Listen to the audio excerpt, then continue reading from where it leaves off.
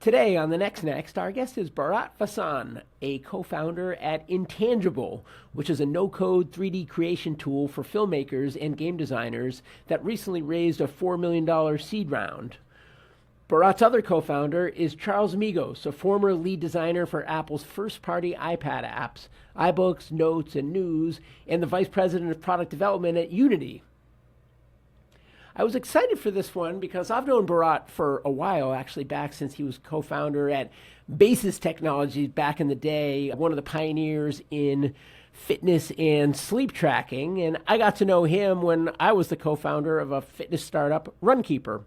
At any rate, I reached out to him recently because I saw that his new venture was focused squarely in AI, and we have a fascinating discussion here about a number of things. This is not Bharat's first rodeo. In fact, this is the fourth company that he's founded. And we talked about how he goes about founding companies, what it takes to get conviction, how he prioritizes team versus market versus the initial solution, etc. We also talk about how Intangible came together, how he first started talking with his co-founder, Charles, when they switched from an exploration to conviction, and how they've gone about going from 0 to 1. We talk about the state of the film and games industries, why they've been struggling, what some of the answers are, and the role that AI is going to play. And of course, we talk about Intangible, what their entry point is, how they're going to market, how they're thinking about building the company and product, and also who they think the end customers will be and why. I learned a lot in this one, and I hope you do as well. But before we get started, I'm Jason Jacobs, and this is the Next. It's not really a show, it's more of a learning journey to explore how founders can build ambitious companies while being present for family and not compromising flexibility and control, and also how emerging AI tools can assist with that. Each week, we bring on guests who are at the tip of the spear on redefining how ambitious companies get built, and selfishly, the goal is for this to help me better understand how to do that myself while bringing all of you along for the ride. Not sure where this is going to go, but it's going to be fun. Okay, Bharat Vasan, welcome to the show. Hey, Jason. Great to see you again, man. Nice to see you. Yeah, I think we met, I think it was back in the Basis days. So what was that, like 2012, 13, 14, something like that? 2011, 2010, something like that. So it'd have been way back. Yeah, we haven't talked in years, but what you were up to intrigued me for a few reasons. One, you're just launching a new company, and it is right in the thick of what's happening in AI, which is, of course, relevant to my journey. But also, we're of a similar demographic. You're a longtime entrepreneur who was Middlebury class of 97. I'm a longtime entrepreneur who was Wesleyan class of 98. And that means that you probably have some fogey founder stuff you're sorting through, like I do, in terms of just how to build different and stuff like that. And so those two reasons made me think it was definitely time to reconnect with you. Amazing, man. Looking forward to it. Yeah, my journey started in health. That was my first startup. And you probably don't know about this, but the way I made it to Middlebury is also unusual. Like, I grew up in India as a child of American pop culture. So I was watching shows like Knight Rider and A-Team, playing video games in that's how I learned English, actually. Like, I never actually learned grammar. I just literally watched it from shows and comic books. And then my dream to come to America was like, that's where all the stuff is made. I have to be there. And you would think like you'd end up in a city or someplace else, but I ended up in Vermont. Most Americans don't know where Vermont is or haven't been. But isn't Vermont, I don't want to announce it on the show because I don't want anyone else to know, but isn't Vermont amazing? It's beautiful. It's really beautiful. And Middlebury was great. My family spends a bunch of time in Vermont. We love Vermont. But anyways, go on. So how did you find your way to Vermont? It's one of those random life circumstances where you apply to a bunch of schools and you don't know what you look like any kid, but you're all the way in India. And this is before the internet, right? You just had whatever you would see in brochures. And they had this beautiful campus-looking thing. And I was like, that's amazing. And I'm going to apply. I'm not going to get in. For me, it was what I saw in people's sweatshirts. That's how I chose where to apply. I didn't even have the benefit of that. For me, I was just imagining what the place would be like. I'd never even seen snow before. And Middlebury accepted me, and they were really good to me and made it affordable. We were lower middle class, nothing fancy. And this kid from India got to fly all the way over the world. I ended up in New York, and you think, oh, this is amazing. And then you go to Vermont, and it's nothing like New York City. Completely different. I wonder too, what's a bigger culture shock, coming from India to Middlebury or coming from a small liberal arts school to Silicon Valley? God, I don't know. It's got to be I gotta say, I think it's got to be the India journey because there's so much things are different. So many things are different. My clothes were different. I'd never seen snow before. The cows were like 10 times larger than any cows in India. It's just very different. I think the big shock, I lived in New York for a while as well. And then I moved out to Silicon Valley, and it's a long way of saying I got to my dream job. I worked at EA for 8 years. And I was like, oh my God, a job with people who make video games. I get to fly around the world talking to other people that make video games. And this is a real job with a real company. And so that was my introduction to technology in Silicon Valley. It was this combination of art and pop culture and software. And I think that was the kind of the grounding for me to do all the stuff I've done. This is my fourth startup now. And I've been in venture as well. I've been through a few different platform shifts like you have. And I honestly felt as a kid playing all those video games and being immersed in pop culture and how people communicated and what was current has stuck with me. So coming back to your question about like old fogies, what do we find meaning in? For me, it's still the same stuff. I still get excited about the small little things, the new things that are interesting to me. And I think at this stage, I'm more excited than ever about saying there's lots of stuff happening in the world. I can't solve all those problems. Here's my collection of hobbies or things I'm interested in. And that's someplace where I can build a business, provide a living for my family, make a difference for my customers. And that's good enough. That's the American dream. And I'm excited about that. Now, it seems, as an outside observer, that the four different companies that you started are in completely different industries and categories. Are there common threads across, or how does that happen? I could give you like a retrospective. Oh my God, here's the common thread. I will say, like most things in life, it's a random walk. It's a combination of things I was really good at the time and people who were like, hey, I'd like to work with you. And they lifted me up. I made it out here from banking in the middle of, I think it was 9/11 had happened and everyone was letting everyone off. And my friend and then boss, Owen Mahoney, who ran a large company called Nexon, all the way across the country, he was like, hey, you should come join EA. Right. And I think the only other company I was interviewing back then was with Google. I'd never been to Silicon Valley. I didn't know anything about the internet stuff or any of that. Now, maybe I should have taken the offer at Google, but I really loved working in games and my experience at EA.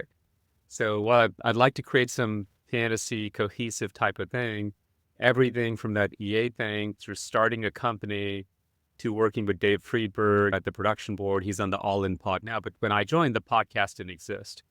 So in many cases for me, it's just been trying to work with good people on ideas I find interesting at the time without like trying to figure out, oh my God, is this going to be a rocket ship? Is it going to, I just think life is too hard to guess of those things. So for me, it's been a little bit of cool mind business with who do I like working with? Do I like my customers? What do I want the culture of the day to be like? This is work with my family situation, those kinds of things.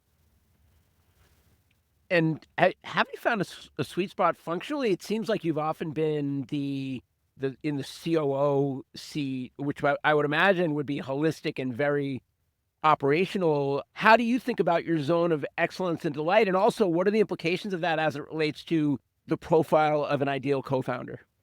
Good question. The second part's easy. I look for co-founders who are complements to me. And again, this is just a philosophy thing. I find one person founding, lots of people can do it. It's not for me. And so I like a co-founder, and what I've learned about myself over time, there are things I'm really good at. And then there are things that I'm okay at, but somebody's probably better than me. So my current co-founder, Charles, for example, is just amazing. He's a good friend. He's a good person. We argue about lots of stuff, like a work spouse type of thing. But he's phenomenally talented and brilliant on the product side in ways I can't match. And I'm inspired by it. You know, I've used this word about like, I want to have admiration for my co-founder, not just a, you do this job, I'll do this job. Because then it, you know, there's respect, but there's not this law of attraction type of thing. I find that's very helpful with co-founders. I've been in CEO roles. I've been a board member at this point. I've invested in companies. Gosh, I feel like I've occupied all of the different roles. I think through all that, what I've realized is there are things that I love. I love the storytelling aspect for it. And I think this goes back to my childhood around what stories do people tell that inspire and move the world forward. And I don't think that's as important at the large company unless you're the CEO of Salesforce or something like that. But in startups, no one knows your company. You're literally creating something out of like nothing. You have to attract people to join your company. You have to have a vision big enough. And those are not skills anyone's born with. Like maybe some people are, but I wasn't born with it. So I had to learn some of those things. And then over time, what I've gotten to realize is I'm pretty good at narrative. I'm pretty good at understanding where the zeitgeist is going. And maybe some of the roles I've taken on are more a function of my training. So I started I was a CFO at EA because I was a banker before. But that probably wasn't the top end skill set that I had from the very, very beginning. I was never going to be the best Excel modeler out there. I was just going to grind away at it. But the things I could do really was like, this is the thing that's going to inspire people. And a lot of that was 15 years of startups, trying to attract that next level of talent or your first engineer or your first designer when they don't even know what your company's about. So when you think about a compliment, you mentioned someone that a co-founder that complements your skill sets. What is an example of how a co-founder might complement your skills, or what that person's zone of excellence and delight might look like? Yeah, so I'm this unusual hybrid of being practical and wanting to tell the best story. So I'm always trying to bridge these two things. I think a good compliment for me has always been someone who is inspirational, drinking the Kool-Aid a little bit and doesn't suffer from my need to be practical and, oh my God, what are we going to ship this time? And they're like, it's going to be okay. This is going to be great. We're going to build this thing. This is what the future is going to be. And I think the other part for me is I match their energy. And I'm looking for co-founders who lift each other up. So because you can't have this even keel all the time. So it helps me to have another co-founder who temperamentally is just different from me. And then we end up being really good complements to each other. So I don't know if that's a good formula for everyone. I think a lot of it just comes from, I think one of the great benefits of startups is you get to pick your people. You get to pick who comes in, you get to pick the culture, you get to pick your co-founder. So in many ways, if you have a good understanding of who you are, it helps you make better decisions about who else you want to surround yourself with, whether that's one co-founder or a couple of co-founders. And before we get into Intangible specifically, are there any themes, if you look across the four startups that you've co-founded, about order in terms of, is it team first? Is it idea first? Is it market first? Like how do you end up anchoring in a particular area with a particular group of people? It's a good question. I've always looked for three things. I think it's refined over time. One, I look for a market where there's energy. I find that startups is not a short game because it's not going to happen over 2 years. You're going to build it over many years. And so it just helps to have a market that's growing. If you are shipping on the internet, if you're shipping at the app store during the app economy or social or SaaS, these things lifted a lot of boats. And even if the first startup didn't work out, you learned things you could take to the next startup. So I think that market's always one. That's just not me like Mark Andreessen said it. Other people have said it. I think AI will be another one of these waves that lifts all boats. But I'd say if at a personal level, once you're like, okay, that's the space, I like that market. I think the three most important things for me is, am I in business with people I like? Is it a co-founder I like? Are we able to pick the right people for our team? That's one. Am I in business with investors I like, and are they aligned? And different investors, I didn't realize this until later in my career, have different ways of doing business. And if you don't understand that, then they're stuck on your cap table and they cover a lot of your headspace because they are your boss, unless you own your own company. And I think the last, maybe the most important thing is you got to like your customers. Because I've got to be honest, I've been in spaces where I like my product, I like my co-founders, I like my investors, I liked everything. But I don't know that I had a particular passion for locks. I never grew up, nothing I've told you about my background where you go, oh man, like smart locks, that's the thing. You were always going to be excited about. If your dad was a locksmith, like your family's been in the lock business, that's just not me. And so sometimes I think that one piece that's missing over time starts to wear on people over time. And what I've realized about myself is I want these three things to align in addition to having a good market. in order for it to be the right thing for me. And how do you think about the assessment process in each of those areas? And in other words, is it an arranged marriage? Is it people you've known a long time? Is it how long should you be steep in these areas before making the decision that I'm ready to anchor in any of those vectors? This is probably not the best answer, but for me, it's been two things. I've spent a lot of time with what's my value set? Truly, what is my way of working? What am I good at? What do I suck at? What are the things that I'm just not the best at? And I start to break down. And so just being clear about who you are actually is the biggest time suck. The rest of it has just been fortuitous for me. My current startup, it wasn't like I was like, oh, this space with this customer set. It's a little bit like meeting your wife. Like you can't completely engineer all the circumstances and all the qualities. Someone who knew both of us that I hadn't been in touch with for many years, they introduced us. And the first thing that we talked about was just values. How do you operate? What makes for a better headspace for you? What is your family situation? What's important to you? This is going to be rough. Are you ready for it? In what ways? What not? If you're coming from a big company, what do you know, not know? And can I take the load? Can I carry that burden for some of those pieces of it? And can you carry the burden for some of the pieces that I'm looking for? So most of the conversation Charles and I had were really about just value sets, how we operate, what do we want the DNA for the company to be? Because the founders, this is a sort of a bad analogy because it's more like a team, but you really do set the culture and the DNA of the company. And I've never had luck in a company where the founders are at odds, don't communicate well. There's a lot of ego involved about who's the CEO and what they do and who gets what and what the spheres of influence are. That leaches through to the whole team in ways you can't possibly fathom. And if you have a successful startup, it just scales up the problem. And I've always hated that. I've seen that firsthand. I've seen that in other companies from afar. I've seen that as a board member. Those are really hard things to fix. It's like a family that has issues. And it's really hard to fix these issues when you have 20 family members, as opposed to going to couples therapy when you guys just meet.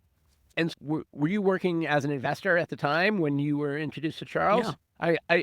It'd be helpful to understand what was your headspace at the time, and also where was Charles and what was his headspace at the time when that first introduction happened? We were both in that headspace of, hey, this is something new. And if this as in this AI wave, at least in my generation, I feel like there's been four big waves. There's been software when it was packaged goods and you had little floppy disks. Then the internet came around and that was a whole new thing. Then the app economy came around and part of that was also SaaS. And very rarely do you get these horizontal technology curves that lift everything and open up stuff that you haven't seen before. Charles and I are both creative people in different ways. I'm more creative on the business side and the company and the fundraising on the other side. He's very creative on the product side. I was an investor working on climate stuff with Dave at the production board. And I was looking for ways in which I could get back to things I truly loved, which happened to be in the film and games and agency and event space. And Charles was heading up design at Unity, which is a public company, but he was the lead designer at Apple for all of the iPad first-party apps. So his products have shipped to 1 billion people. Then he was heading up design at Unity, and he was thinking deeply about this problem of what can AI do? All of the tedious stuff that we do if you're in the film business or the games business, you're shooting a commercial, there's a lot of tedious stuff in the background. Can AI start to take some of the tedium away so human beings who are creative can be creative again, as opposed to spend their time on all this production shit that you have to do that now seems to suck up 80, 90% of your time. It's like when you join a venture firm, you're like, I'm going to be meeting with founders. I'm going to be spending all this time with them. And if you spend any time at starting a venture fund, as there's a lot of other stuff. You're managing LPs, you're setting the tone, which things should be, what's the cadence of meetings, how many check-ins. And you're like, man, this is not, I thought the job was like me hang out with founders all the time. You're like, how many calls can I put into a day? You're saying no a lot. It's a different job than the one you think it is. And I think it's the same thing for creative people. In the film, games, kind of media business, it's been a really rough 5 years. And both Charles and I were thinking about this problem of, are there things we can build that help real people build real businesses and solve some real problems, as opposed to AI engineering stuff that might help people 20 years from now, or it's really cool, but isn't going to help people today. So that was our common bond of, here's a problem we want to work on. And for context, for me or for anyone else that doesn't come from these industries, why and in what ways has it been a tough 5 years? I think the common theme, at least in film and games, has just been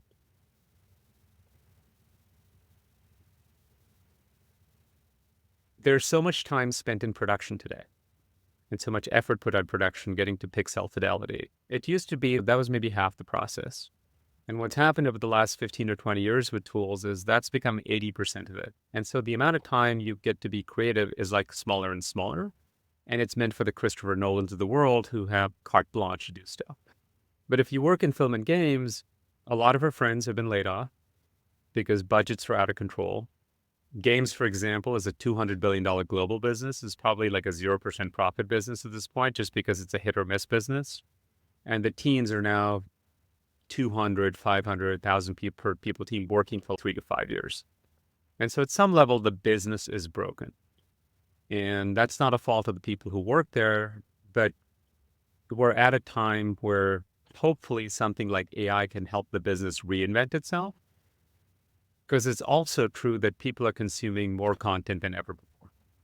So in Hollywood, for example, you have lots of script writers, you have lots of actors, but distribution is flattened out. The types of content being made are very different. TikTok has cut into their share. And so these productions for films and shows and other things you saw are more competitive than ever. So it's harder to break in. It's harder for someone like a Netflix to know exactly what's going to hit. And there's enormous pressure to just get it done in time, which means you get less of the HBO type or the Apple TV thing where you get great content. You don't see great movies. Like my wife and I don't have a dying desire to go to movie theaters anymore and watch stuff just because it's a small number of movies. And you're like, oh, I'll just wait for it when it's going to show up on streaming. So the economics of the business have changed where the business needs to go back to smaller budgets so they're not exploding. And I think the second problem it has to solve is like, how do you make the creative process easier at the very beginning as opposed to trying to fix it in post-production? And so a lot of the promise of AI is really, can we make it easier in those earliest stages for these teams to have strong conviction about, oh, that's cool. We should do more of that. Kind of like what we've done in startups, right? Like you test your way to product market fit. The old way of doing this in TV was like focus groups. You'd have a script, you'd pitch it, your agent would take it, chop it to a studio, they would do a pilot, and then they would do focus groups. It was this whole process to getting to market that I think can be much shorter, given the age we live in. So if I'm hearing, it sounds like there's more options, there's more pressure, there's a treadmill, but at the same time, it's harder to know what's going to hit once it comes out the other side. So there's a lot of wasted resource. And by making it cheaper and easier to get higher caliber validation earlier in the process, it means cheaper misses versus expensive misses, so that when you actually invest the resources, there's a much higher probability that it's going to hit. That's right. Yeah. So where did you guys start? So you had this germ of an idea that the industry was in pain, that AI might be able to help. How did the dots connect from there? What was the initial thesis? In what order did you work on validating that? And also just set the stage time frame wise. When was that? Because it'll be helpful as we then talk about where you are today. Yeah. So credit to my co-founder. He discovered this problem at Unity. And Unity makes game engines. For those who don't know, it's the kind of thing that, whether it's an Unreal Engine or like a game engine, it's the thing that powers all the Marvel movies. So you see all those fancy graphics and stuff like that in the background. It's a combination of actors and green screens, but also a lot of visual effects, which are done in games engines. And you know what, Charles, and what game engines do is allow you to imagine a world in 3D. So it's just like shooting on a set. How many cameras do you have? What angles? All of that type of stuff. How do you add color, texture, create creatures that don't exist in the real world? They make all those things possible on the visual effects side. And what Charles noticed was the Unity editor, for example, you had millions of people download it a year, something like 10,000 a day, some astronomical number, but only like less than 10% of the people would actually retain over time, because it was just too complex for non-engineers, non-programmers to actually learn how to do anything in it. And I think it's the same thing with podcasting. We're using Riverside right now, but there's Descript and Levin Labs. There are all of these things where like none of us all of us would need to learn to be audio engineers and video adjustment people, splice to. There's a lot of complexity at the production level type of stuff. And so what Charles noticed was a lot of people who are interested in doing it, they had taste, they wanted to be creative, but the taking it to production and getting something out, even like a V1 of an idea, was just too hard. And most of these people were non-engineering, non-coding creatives in film, games, the agency space, and events. And the idea was simple, which is building in 3D is pretty powerful. Communicating in 3D is pretty powerful, but it's too damn hard to actually build anything in 3D. And if you could make that a whole lot easier, it would just be easier for people to communicate, at least in film and games, their creative intent. And the things that were hard before AI came along can all start to be automated with AI. And no one needs to be an expert videographer and cinematographer anymore. You can now be the director. And you can write a script and you can direct it. And these agents can help you. And you could do it at the same level of fidelity that a young Spielberg might have. And get a sense for all of that stuff in software running in your screen before you spend a single dollar in production. And when you go and pitch that to a studio like a Netflix, or you pitch it to your boss if you're doing an event within the marketing organization, everyone has the same sense of, oh, that would be cool, or we should change this part. And that's what Figma did for its space in software. It's what Canva's done in a different space. And 3D has been one of these last unconquered realms in terms of creative tools. And we felt if we can start to apply AI to this very hard to solve problem, then you can do video, you can do imagery, you can do all of these things in a way that human beings naturally think about. So that was the core insight. We saw a problem in the market. We felt like there was a technology that was able to solve it in this day and age that didn't exist before. And we had some validation that Charles had already done talking to those customers over time to know that there was this large market, but they needed a different solution. You couldn't just add AI onto something somebody else had already built. You needed to invent a few new things. Started a year ago. We're all in closed beta today. Will probably be available fully to the public in a couple of months. So it gives you a sense for in a year, you can take something that probably took some of those game engine companies 5 years, 10 years to build out completely. So our velocity is one thing, but the space overall with AI startups is also about being able to do more creative ideas in less time. Why do you think that 3D was one of the last holdouts, and what is it that's changing that's making it possible to tackle it today? A lot of things about 3D are hard. Human beings perceive the world in 3D, right? Like when you're thinking about a set or an event or like your podcasting space, like you think how things compose. That's how our brains process it. In order to communicate that to other people, you got to write a script and then you write a brief, and then someone else who's a graphic designer reimagines that, re-engineers that, and brings that to life. So this is like a human to human communication problem. So one thing is just like, how do humans describe stuff? It's a great medium, and you need more than a 2D canvas in which you can describe it. And game engines were really the best you can do. The second thing that's really changed about it is the web has come a long way. If you've been looking at Twitter for the last few days, you'll see a lot of people who are using Cursor, which is this AI native, like, programming coding environment to make games. So you can actually code up your own little game and it renders in a browser with Three.js, which is a JavaScript framework. And so people are able to tinker around. They're not coders. They're like, oh, I'd like to create a flight simulator.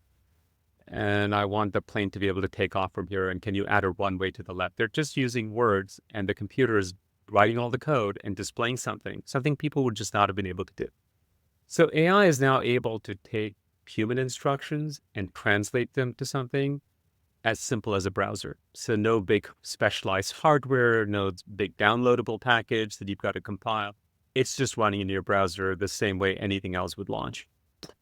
And I think the last part of it is on the backs of these foundational models, these media models that are coming up, which will take human instructions like ChatGPT and then answer a question, or you give Midjourney a prompt and it generates an image. There are these new structures in software called agents that are starting to evolve that basically say, why don't I actually do the work for you? Let me take a first cut, Jason, at writing the script for you. Tell me your idea. I'll take a first cut at the script, or I'll take a first cut at what the game looks like. And then you tell me what's wrong with it. And you go back and forth. And that agent builds it out for you. And so this human experience, how we used to film something, we'd write a script and then you'd have a sketch storyboard, and you do sketches, and then you take it to pre-production and post-production. You could start to compress all that stuff into one screen. So someone who's creative or a team of people who are creative can all be looking at the same thing on a screen and figure out, oh, that's good. We really like that part. We like this scene. We like this angle. We like this shooting style.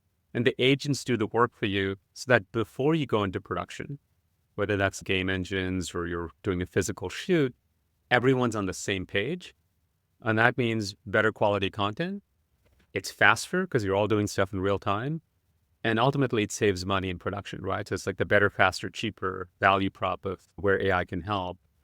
People always focus on the cheaper part, but I think it's actually the better and faster in real time that makes a difference for creative.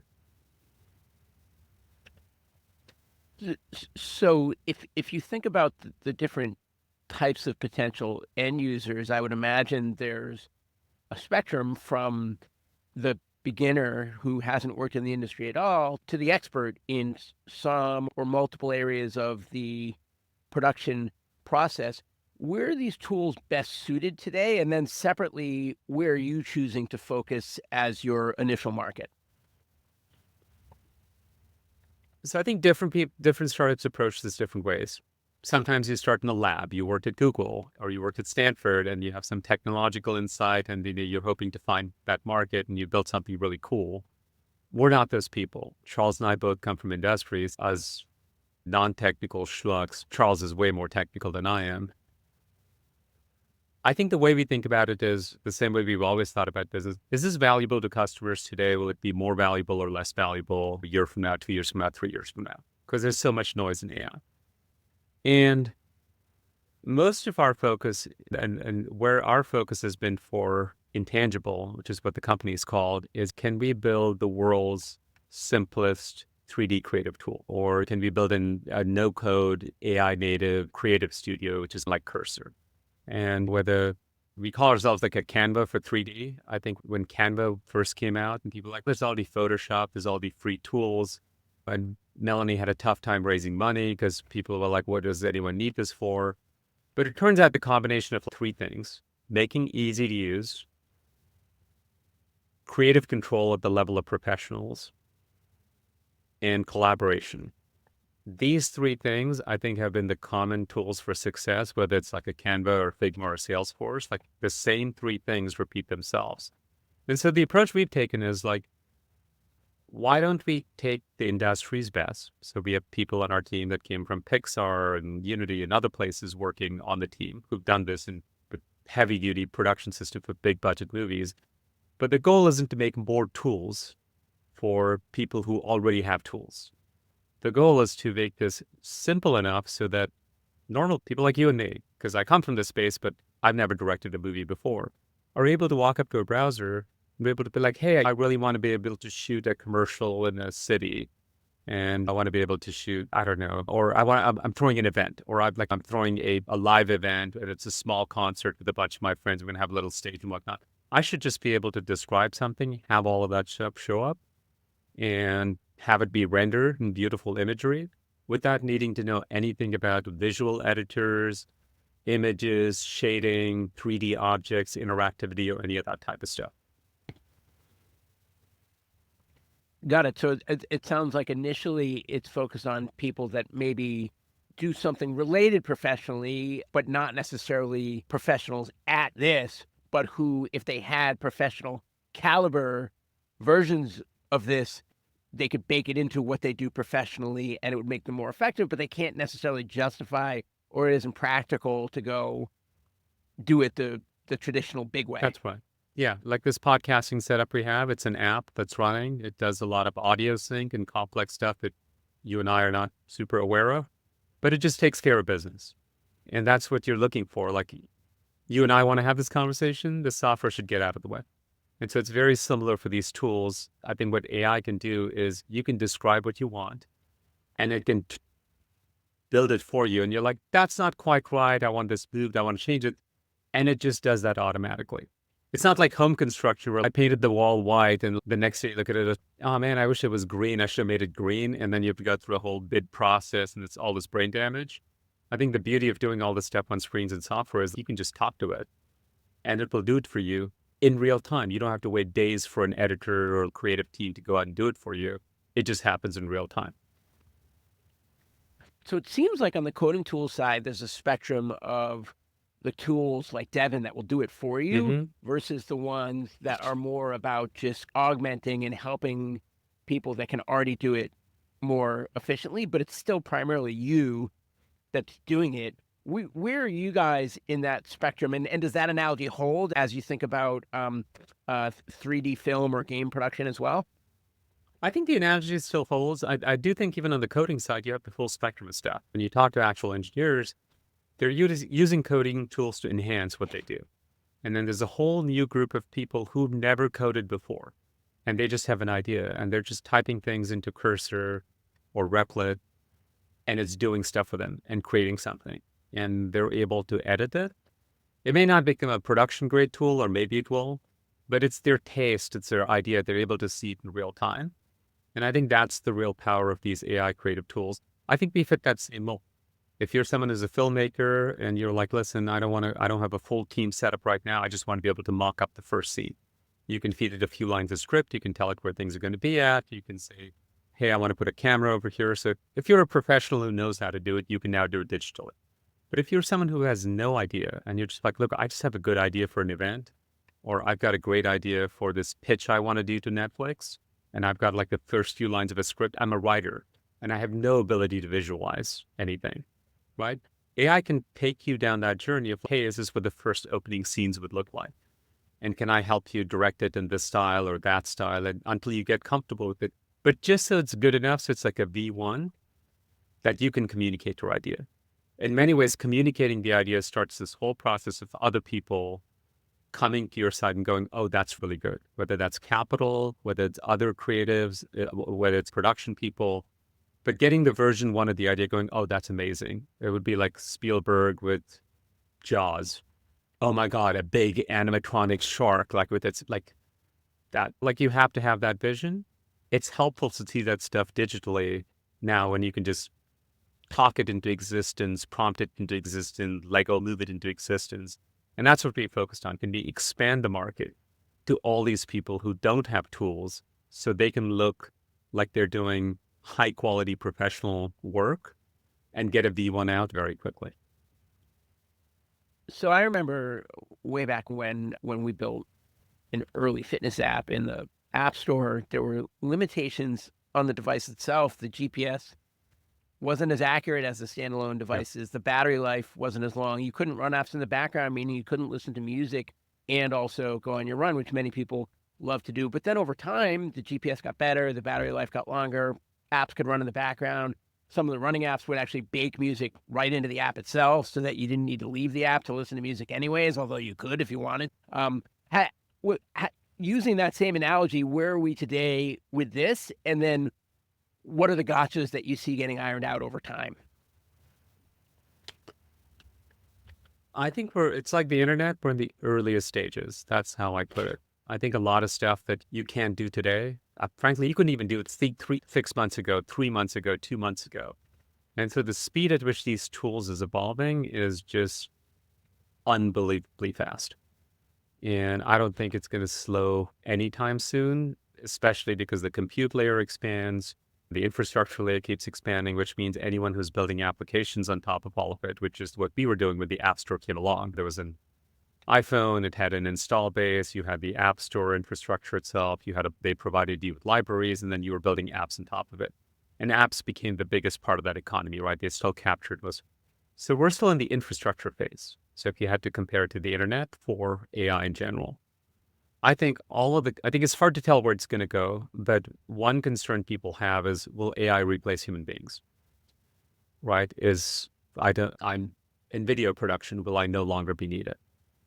And the way I've thought about it is, the reason Charles and I got into the business is because we don't think human beings should be excluded from the creative process. We think human beings, just like people who create art, is always revolutionary or a counter to the status quo. So people naturally want to create stuff and communicate that and share that with other people. The goal is to expand the envelope of more people being able to do that. And I think that's a good focus for AI. I do think with AI, things that were hard to do before will become easier going forward. So if you weren't an artist before, a digital artist, and didn't know how to shape monsters and stuff like that, stuff is going to get easier. Some of the production tasks are going to get easier with AI. And I will say they've always been getting easier. So this is not like something new. Before, people used the old Disney movies, you hand sketch those things. And now you do it digitally. And now AI is going to take it to the next level in terms of what it can do. But that human creativity element is still going to remain. And I do think no matter what country you look at, no matter what culture you look at, software enabling more creative people, I actually think could save the business instead of the concerns people have. The business is already in trouble, has been in for 5 years, right? Film and games and agencies, like everyone's worried about, oh my God, what's AI going to do to it? But the business has been in trouble even before AI arrived. So hopefully what this is, it takes us back to a time when these businesses were growth businesses. Creative people could be creative and they could take their content directly without middlemen to audiences and find niche audiences that love their product or mass market audiences. And I think my hope for AI is not that it replaces people, but it allows more creative people to express themselves. And just like Hollywood had this era where Scorsese came in and Spielberg came in and it had petered out, it would become a generic, formulaic type of thing. It feels like we're at that moment where it feels like nothing creative can be done. And hopefully new tools surface a new group of people who bring us these amazing things from their minds, and the tools are just enabling them. So if you're the kind of firm that would get hired to do this, the full-on expensive industrial strength, highest quality way, how should you be thinking about these tools and their implications, and what would you be doing if you were sitting in their seat? It's a good question. And I think like the tools are both available as third-party tools, but they're also proprietary pipelines within the Pixars and Paramounts of the world. These companies are also building their own technology. What I've heard from the market is, hey, we like AI tools, we want to use it. We want to make sure that IP is protected. In other words, whatever the tools are trained on, our clients can use downstream. I think those are all table stakes for the business. And I think if you're on the business side of these agencies, right, if you're running an agency, you're like, oh, how can I do this more efficiently? Which is always code for how can I do this with less people and in less time? And I do think some AI tools, I don't know if Intangible helps with that. There are other companies that help with that. I think the area we've been squarely focused on is how do we buy people more time on the front end? When you go talk to a client about some idea they've had for your American Express and you have a booth at the US Open or something like that, and you're an agency that manages that whole install. You talk to them in the morning, can you send them something back in the afternoon? Instead of sending them something back 10 days later or 2 weeks later, can you send them something back the same day? Is this what you had in mind? And then you go back and forth in real time. Be like, that's really cool. Let's build that. That speeds up an existing business. And the way we've thought about Intangible is we can either be on the side of saving people money, or we can be on the side of helping people make more money. And I think what we liked about what Shopify did and the App Store did and others, it put lots of people in business. And we really like this idea of helping lots of creatives start their own business, expand their own business, or if you're at a large company, you can do more business with your clients. When it comes to the internal development of the product, how much have you been leaning on AI, and how has it altered how you think about hiring, number of roles, types of roles, or capital intensity, et cetera, if at all? I think it's been great, partly because I like new things. And so everything from ops in our company all the way through to writing code itself, we use new AI tools wherever we can. Because you want to see what the state of the art is. Same as the App Store. When new apps came out, we'd be like, oh, that's really cool. And like when Pat came out, it was like the little springy UI that they'd done. You borrow from the greats, And so you can see what other people are doing, what's working, what's not working. So for me, it's this great period of learning. And as a fogey myself, like I look for places where it's like, oh, that's really cool. I appreciate the craft. I appreciate what these people did. And I think AI has that energy right now where it's like all sorts of people, different, who've seen different cycles, who are just out of high school building stuff together. So at least within our startup, we have that full range of people who worked at Pixar with proprietary tools. And then we have people who, this is their first startup and they just came out of school. And the AI tools are helping them do things that they've never been able to do before. And they're able to take care of functions like payroll and other things that would normally require like a full team and an outsourced vendor and all the stuff. We don't need any of that stuff anymore. So it's been really great around feeling self-sufficient without feeling like, oh my God, I'm starting this company and it's going to need all these resources and all these people and all this time. Now we can just focus all of our time on let's build something cool and get it to our customers. And given the rate of innovation that's happening at the model layer and infrastructure, and also given the same way it's making it easy, you're making it easier for your customers to create, it's also easier for founders to go and build the kinds of things that you're building, which you were just happy about. But at the same time, it lowers the barriers to competition. And so what are the implications as you think about defensibility, moats, and just the risk profile from a venture standpoint in general? Does AI materially change the risk and return time horizon? It feels like it changes the game. Would you agree? And how, and if so, how does it change the game in your mind? I think the way it changes the game is it speeds up the process. And so I think you get a choice now about where you want to invest that time and how you want to validate whether the idea you have is the right idea or not. And it speeds up the cycle time for you to be able to test that. Does it make it more competitive? I would say yes, because it means people who are creative but just didn't have the technical ability to do something before are able to do stuff. If you wanted to start a media empire from this podcast, and I know that's not what you're going for, but if you did, the tools exist. They can distribute your podcast, they can cut up the video, like you can do this with half a person apart and a lot of AI tools.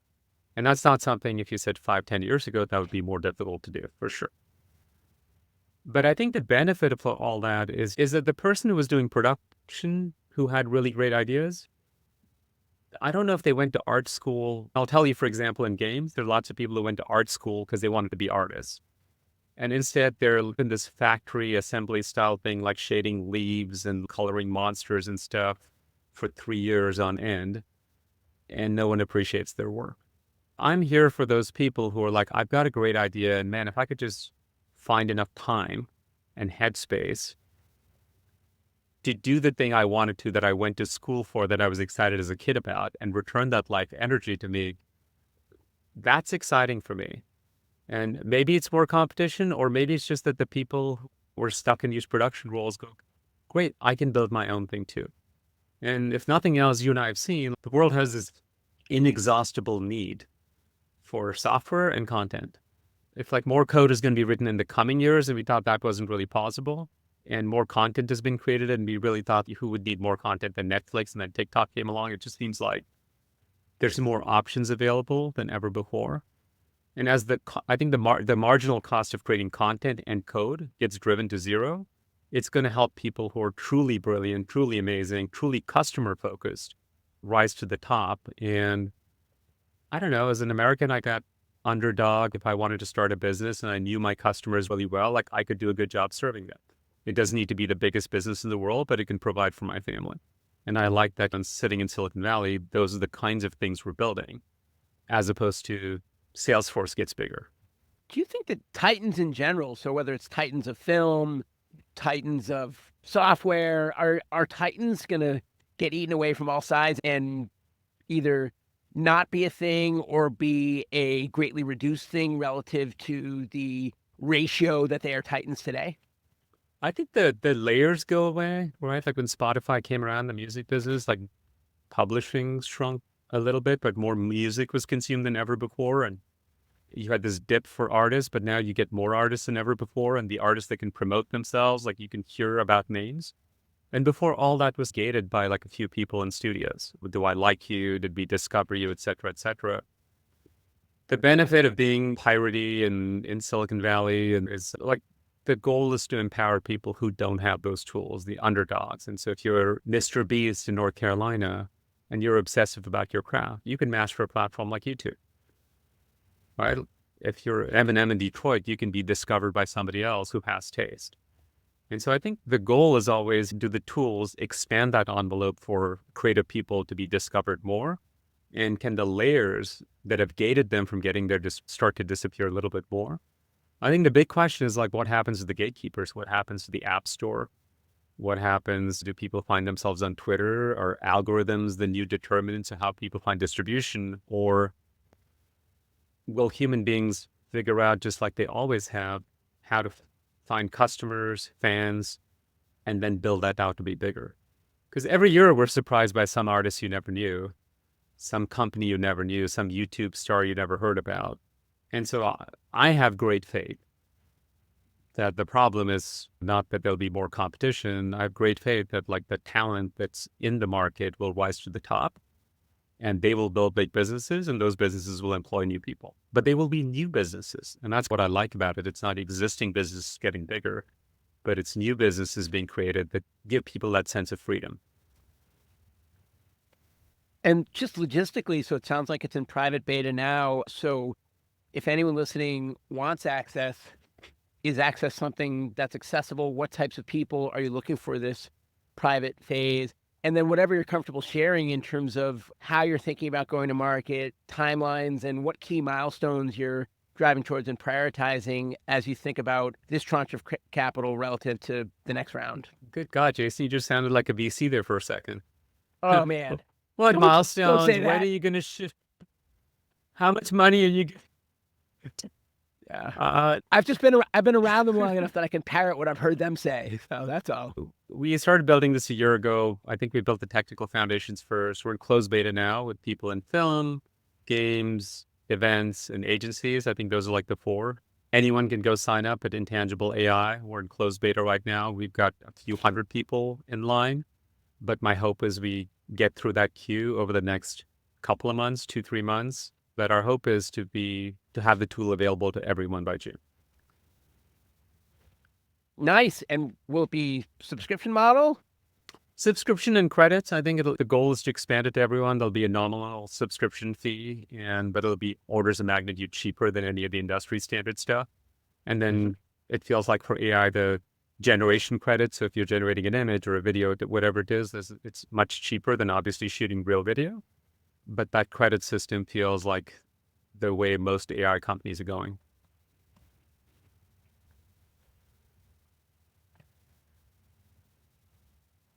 Got it. And what was I going to ask you? We've covered so much ground. I had a good one.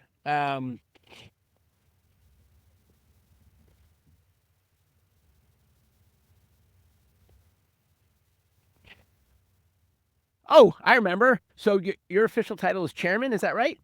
I'm a co-founder, man. At the seed stage, it doesn't matter what the role is. I'm co-founder and chairman. My co-founder, Charles, is the CEO and co-founder. So we... And I'm just curious how you divide roles and responsibilities and also just how you think about grind in general relative to how you thought about it earlier in your career. Oh, that's simple for us. He does product, I do business. And business is everything from capital raising to ops to what the narrative of the company is, how we set things up, how we communicate ourselves, who the market is, all of that type of stuff. And product is everything about what is the actual product, who is it for, what particular features, what kind of engineering do we need, all those types of things. So that's why we split it up. And then I think the things we share as co-founders, because I think it's really the only job you can get fired from. Like you can, as founders, like we're all used to, as the company grows, you're like, oh, I'm not the best CEO for it. And Charles and I both like, if we're not the best people, that's fine. The most important thing is this company succeed. And so that's the orientation across the team. But the founder solutions are like, do we have the right culture? Do we have the right thing? Are we thinking about customers? Are we thinking too much about what we want to build? And so I think what I really love about my co-founder relationship is this sort of almost emotional support is as valuable through the ups and downs of building a startup as all of the other stuff. And that's why I think like the co-founder bond might be one of the strongest things a company can build on while you're looking for product market fit. I think so many things get easier once your product has a life of its own. People will join, people will give you money, like all the stuff becomes easier. But the founder energy is the thing that really animates these places as they change. How do you think about grind and sacrifice as it relates to the stereotypical Red Bull, all-nighters, work around the Yeah. clock, work 7 days a week, prioritize startup over everything in life? As you've gotten older, do you find that your working styles changed or evolved at all? And if so, how? Like most people like who have kids and families, like we have other people who rely on us. So it's not like you can't take your kids to school or anything. I think like most parents, you get more efficient at doing things. And I think the other part is just deciding what not to do. I think when you're young, you chase every single thing. In many ways, I think that the benefit and curse of being young is when you're early, you chase everything and you can work 24/7. If you're older, you just have to be more efficient about that stuff. And big part of that is deciding what not to do. We could decide to open up our platform. We could make APIs. There's all the stuff that we could be doing, but we feel like that's false signal for where we are and what we need to focus on. So I think the thing that Charles and I like is we have focus around who we're building for, what are we building, will they be customers, will they just be free users, do we want a lot of influencers using our product, are we focused on customers? There are all these little choices, and before, if you asked Bharat 10 years ago, like we should do all of it, and then you just had 23 hours in a day and you would just spend it. I will say there's no easy way at a startup. Like we still work 6-7 hour weeks easy. When you're shipping, there's no substitute to a grind. I know everyone's 6 or 7 days, you mean? six, right? 7 days a week. Yeah. Sorry. Yeah. Yeah. And we were talking about 12, 14-hour days. So Mhm. we wish it wasn't like that, but there are phases of a company where that's important.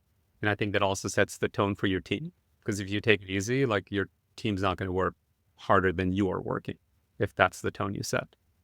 So I don't think that part of the startup journey has really changed, but you have a much better sense of how to provide hope.